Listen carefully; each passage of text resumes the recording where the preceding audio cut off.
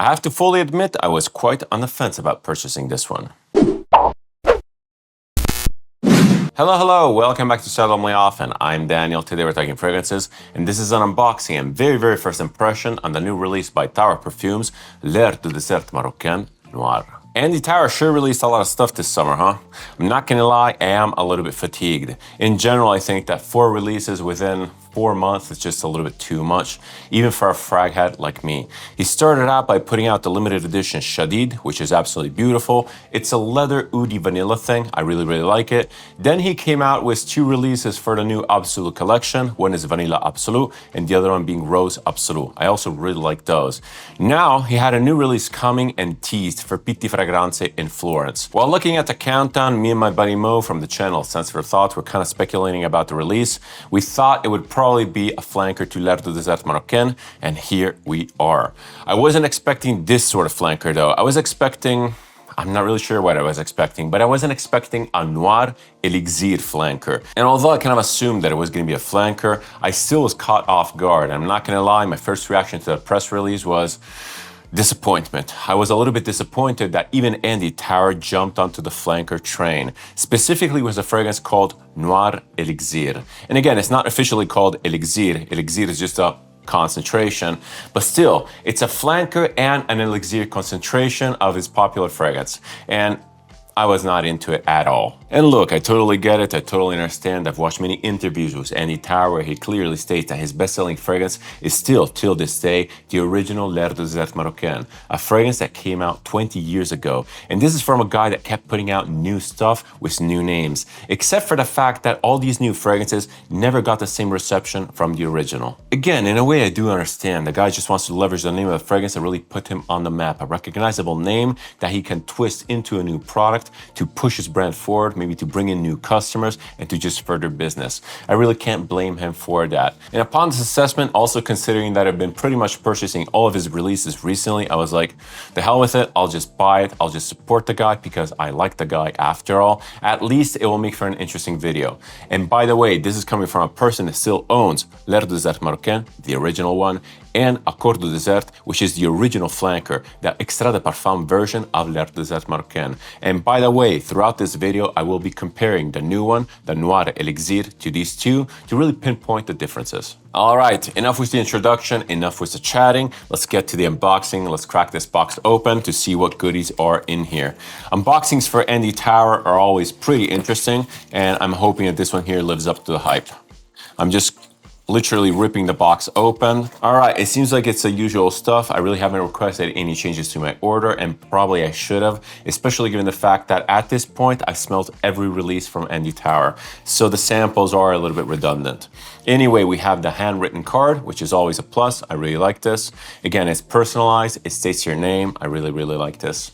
I'm not really sure what it says because it's written in a weird handwriting, and this is also German, so yeah.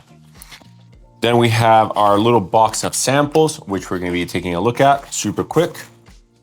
And we have the fragrance itself, beautifully wrapped in typical Andy Tower fashion. And I seem to understand that this personalized wrapping is actually exclusive to Switzerland. Thank you guys in the comments for pointing it out. He is literally shipping this stuff. And by the way, this fragrance was announced on the 12th of September, Saturday, and today is the 17th of September. The video is coming out tomorrow, 18th of September. So yeah, this is very much fresh out of the mailbox. And he basically sent it to me on yesterday because he just came back from Pitti Fragranze. And again, a testament to the fact that he's sending this stuff out himself. Let's open this thing up. Beautifully wrapped, as usual. And here we have it. L'air du Désert Marocain Noir Elixir. Again, that name still makes me cringe. Oh, and by the way, in the box, I also found the usual card, which has been pre-sprayed with perfume. This one here is Eraud. I like this fragrance. He insists on Eraud. He probably wants to really sell this.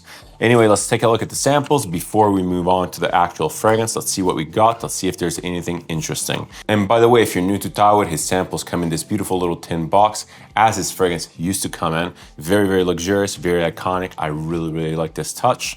Let's crack the thing open. Inside, you get a cardboard info card, which is also kind of like a little mini brochure, but it mainly serves to hold the fragrances in place without rattling. All right, so today we got Orange Star, which I have. We got Fi Una Rosa de Candar, which is absolutely gorgeous. L'air des Alpes Suisse, which I have. Incense Rose, and apparently there's also a sample of the new Désert Marocain Noir. I'll probably be giving this to a buddy of mine to sample. Nice touch, I like the addition. All right, so it's time to crack into the fragrance itself to see what this smells like.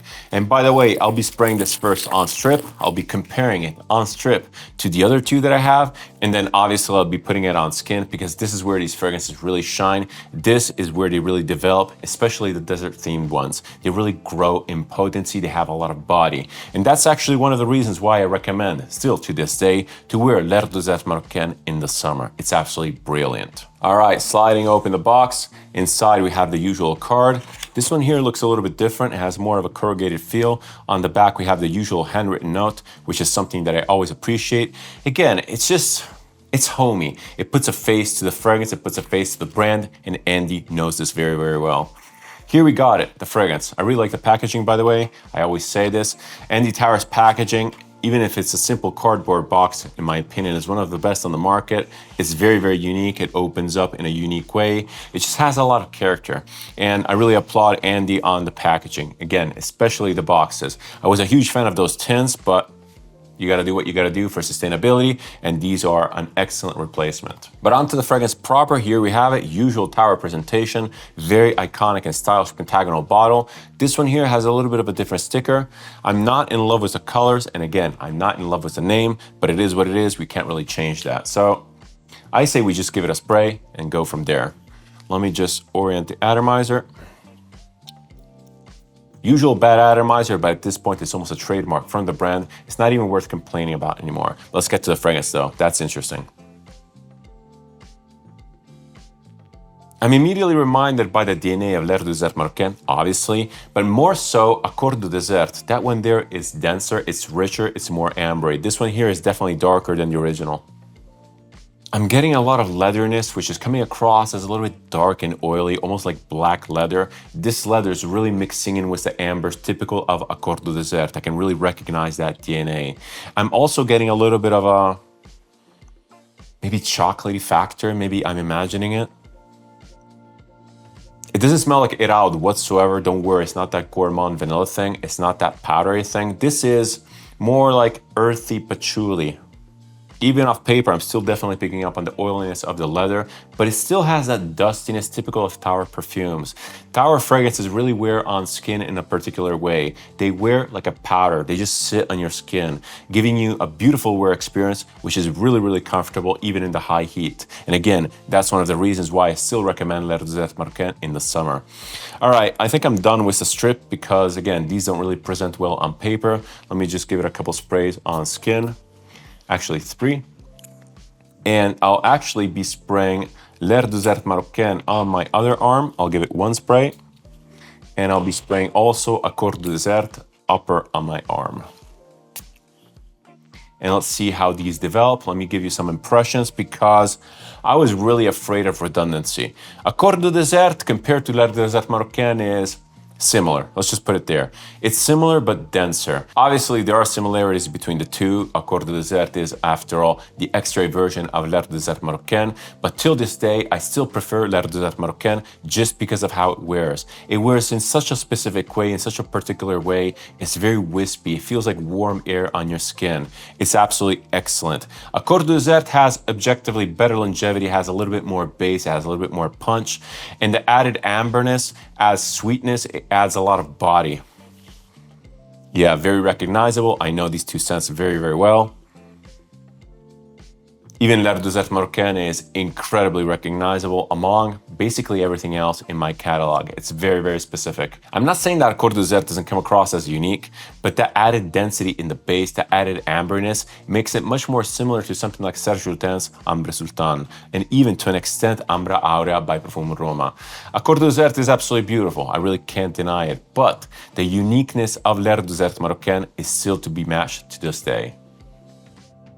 All right, on skin, it's really showing its face. Désert Marocain Noir on skin is really coming alive. I'm getting a lot more leather. It's so much leather, in fact, that it's almost covering up all of the amber. There's almost no amber compared to Accord Désert. This is actually making me very, very happy. Again, amber fragrances are not that difficult to replicate. They all smell kind of the same, especially if they go heavy in the amber department. And as much as I love Accord Désert, there's other stuff out there like it. It smells more or less like the same DNA. I mean, there's definitely a tie-in. Désert Marocain, Accord Désert, and this one. This is a lot more smoky, has a lot more incense, and definitely has a lot more of that black, oily leather. It's not the same leather as Lone Star Memories at all. That one there is much more camphorous, much more green and bright. This is dense. It's rich, it's round and smooth. I like the leather component in this a lot. It feels like a tar pit. It almost feels a little bit rubbery and gummy, but not in a burnt way whatsoever. It has a lot of character. It feels smooth, like a leather jacket or a leather boot that has been freshly oiled. It's really, really shiny. It has a shiny texture. I'm not really getting much brightness or high pitch in this fragrance at all. This is a little bit surprising, maybe even a little bit disappointing, because Andy Tower touted this as a feature. He said that this fragrance was there to represent a beautiful night in the desert with a clear, starry sky, and the starry sparkle was meant to be in the fragrance. But I'm not getting any brightness whatsoever. Again, it might be my skin darkens everything up, but to be completely honest, I'm not really getting the image of a night in the desert. I might have to wear this a lot more to really decipher the imagery, but at least, compared to these other two fragrances, which I know very, very well, the new one features almost no warmth. There's no heat, there's no sun, there's no golden light, there's no residual temperature radiating off the sand. It's a very cold fragrance. It almost feels like cold incense, like a very cold wispy smoke. The more I'm smelling this, the more I'm getting the picture of gray, like a gray black night. Again, it's not necessarily desert-like, it's more almost churchy. Again, the incense is very dark, it's almost Sorcinelli style. The leather is really, really beautiful though. It's kind of fading into the smokiness. It's oily though, it's nice and slick. I like it. I'm not really sure what to say. I would say off the bat that this one here, the new one, is not really redundant with the other ones. It's way less redundant to Désert Marocain than Accord Désert. Accord Désert is quite redundant to Désert Marocain. I think that both of them, having both of them is really not ideal. Maybe you could layer them, maybe you could wear one during the day, the other one at night. But this one here is almost a completely different thing. Again, there is a little bit of that DNA. It's fairly recognizable, but the smoky leathery aspect is completely absent in the other two. And what struck me was the complete lack of warmth. Again, this is much, much colder, and I can't take away this image of this wispy cold incense, this wispy air. Interesting. Do I think that this is worth it? I'm not really sure. I'm gonna have to wear this a lot more. I love Andy Tower stuff. They're always super unique products. And despite the flanker name, despite the Elixir name, which I absolutely hate and I cannot condemn, I cannot approve of, this one here does smell relatively interesting. I think that it's actually a very good fragrance and it smells like it would last a long time. I'm really trying to think what this reminds me of. It doesn't really remind me of anything. And again, if I were to smell this in a vacuum, Désert Marocain would possibly come to mind, but it's not super obvious. Again, they smell very, very different. In a vacuum, it almost reminds me more of an amouage fragrance. I'm not really sure what. It might be a little bit of silver oud. It has that weird oiliness of the leather typical of silver oud, but it doesn't have the vanilla at all. This is not sweet. It's very dry. This is like a leather wispy fragrance with a little bit of an amber component, which is just very, very shy and subtle. I like it. I like it a lot, and I'll be definitely wearing it a lot on the coming month because, again, I think that this would really, really shine in the fall. But I would have zero fears of wearing this even in the summer because, again, Tower fragrances wear in this very particular style, and I think that they wear extremely well in the summer. Paradoxically, I feel that Accord Désert is much heavier than this because of that added sweetness of the amber. You might like it a little bit more because of the added sweetness and because it's a more traditional amber, but it is a little bit more heavy. These two together are a great pair, and I would say that this one here goes exceptionally well in the daylight. It does kind of remind me of the daylight, which is actually kind of funny because the original brief for La Désert Marocain stated that this fragrance was meant to represent an evening in Morocco, maybe outside of the city when the desert air was just blowing in after a full day of sun. I definitely get a lot of sun in here, specifically compared to the new one. The Noir, again, is deprived of warmth. It feels like a wispy, smoky, leathery fragrance. I really, really like it. Interesting stuff. Now we have to address the elephant in the room because it's a pretty freaking massive one. So, L'air Désert Marocain, I always touted it as great value. Till this day, I still think that this is one of the best values in today's niche fragrance market. In Switzerland, it retails for 120 Swiss francs, which is equivalent to about 140 US dollars or thereabouts. Again, not super cheap, especially considering that it's a 50 ml, but this smells absolutely amazing. It smells unique, it's long lasting, it's very, very high quality, and at this point, it's basically a piece of fragrance history. It's iconic and it's a classic. So, I still think that it's highly recommended. The other one though, the new one, is a whole nother story. This is incredibly expensive. The cost per ml here is even beyond Amouage. It's beyond Les Indemodables. For this 50 ml, I paid 225 Swiss francs, which is around maybe 270 US dollars. It's a crazy amount of money, especially given the fact that, again, it's a 50 ml. Yes, I understand that it's high concentration, but this is beyond Andy Tauer's usual pricing. This is very, very different, and I'm hoping that Andy Tauer is not heading into this direction because this is luxury direction, and Andy Tauer was more for the people. He was always a perfumer that was making fragrances more for the people, more to be enjoyed by everyone, and I really appreciated that aspect of his brand. This one here marks a strong detour in a direction that I'm not a huge fan of. Does it smell amazing? Yeah, I think it smells amazing. Does it smell that amazing?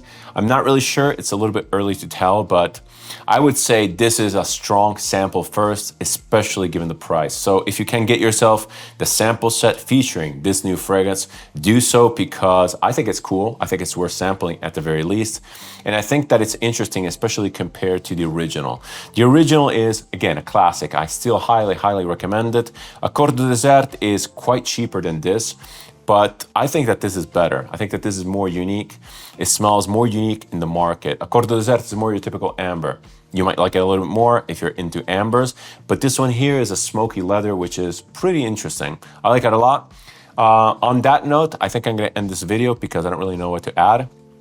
And I'll definitely be bringing you a full review of both Accord du Désert, which I still have to review, and finally even L'air Désert Marocain Noir Elixir. Again, that name, I just can't stomach it. Andy, please cut off with the flankers, start making new stuff. Yes, we get it. It's been 20 years since the original L'air Désert Marocain. You really wanted to honor that release, but enough of the flankers. Make new stuff. We like your new creative ideas. Yep, that's about it for me. If you like this type of content, if you like my approach to video, feel free to subscribe. It's always massively appreciated and helps the channel. If you want to interact with me, leave a comment, suggestion, opinion, or anything else down below. I always reply and I always keep the conversation open. Thank you so much for watching. Thank you so much for your time. Never take it for granted. Many more videos to come, many more unboxing, reviews, first impressions, you name it. I'm very, very excited. See you in the next one, and cheers.